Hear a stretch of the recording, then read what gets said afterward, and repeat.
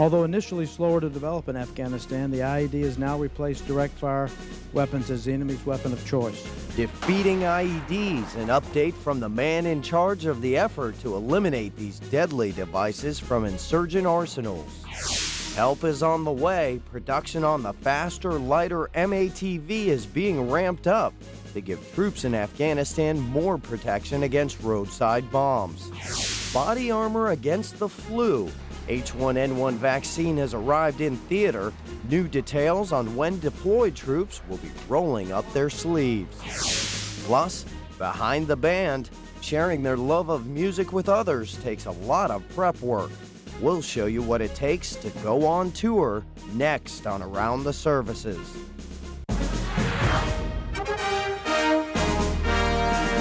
Now, proudly serving those who serve. This is Around the Services. We're following the latest on a deadly mass shooting at Fort Hood, Texas. Hello and welcome. I'm Sergeant Ted McDonald. An Army spokesman confirms that 12 people were shot dead and 31 wounded. One of the dead was reportedly a civilian police officer.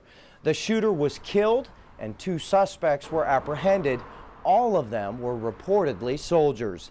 It happened around 1:30 p.m. local time Thursday inside the Soldier Readiness compound. The base has been locked down. Fort Hood's website is directing all organizations and units on the installation to conduct a 100% accountability of all personnel, and that the situation is not a drill, but in fact an emergency situation. A shooter entered what we call the Soldier Readiness Facility, where soldiers who are preparing to deploy go for last-minute medical checkups and dental treatment, etc. Shooter opened fire and essentially, due to the quick response of the police forces, was killed. He was a soldier.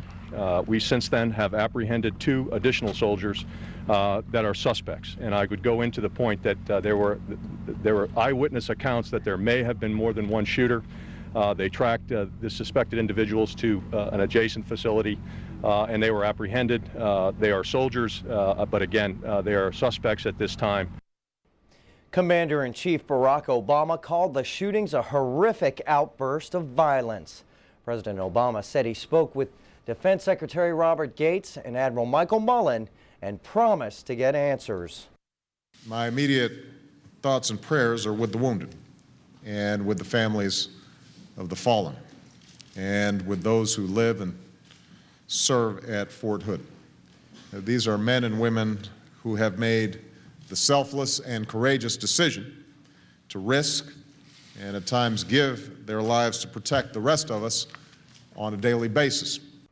There is an urgent need for blood donations to help the victims of the Fort Hood shootings.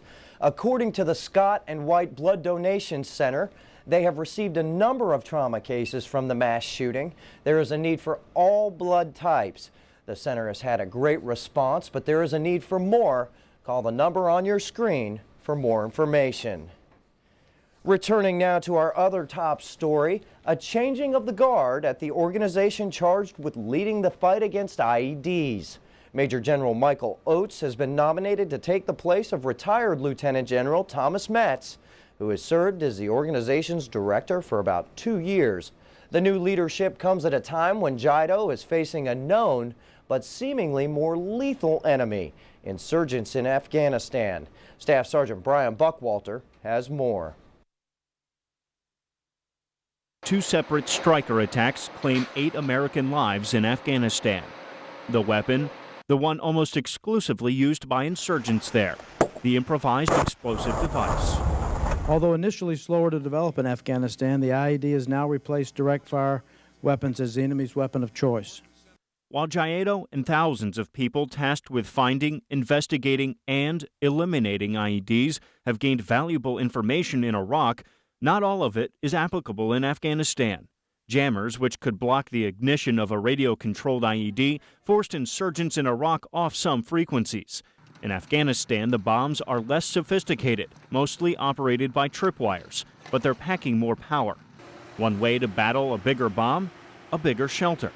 But watch this heavily armored striker maneuver even on relatively flat ground.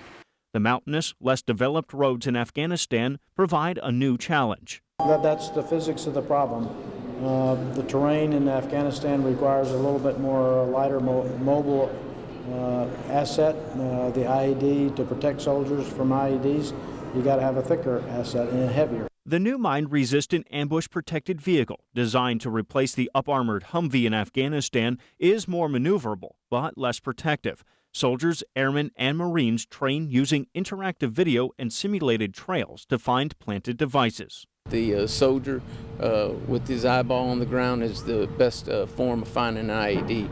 Sergeant Major Todd Burnett is Jaeto's eyes and ears on the ground. He just returned from Iraq and Afghanistan, where we had a lot of IEDs that were out of place in Iraq because they were by blacktop or off to the side of it. Here you're talking about, there's only one paved road throughout the entire country, so most stuff that you're dealing with is in the gravel and dirt surface. Still, one lesson remains the same: staying left of boom.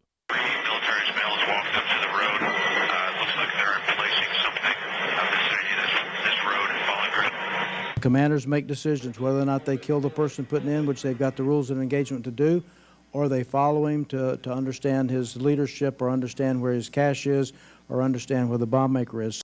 Right now, the people watching the roads, the route clearance teams in Iraq, number 84. In Afghanistan, there are only around 25. The top commander in Afghanistan, General Stanley McChrystal, is asking for more troops. When and if more people are approved, we'll put the counter IED efforts to include analysts, operational research folks, the kinds of people that will help that additional structure fight the IED. A strategic problem that promises to plague future service members in conflicts to come. Marine Staff Sergeant Brian Buckwalter, Pentagon Channel News. Now let's go to the Pentagon Channel newsroom for more headlines.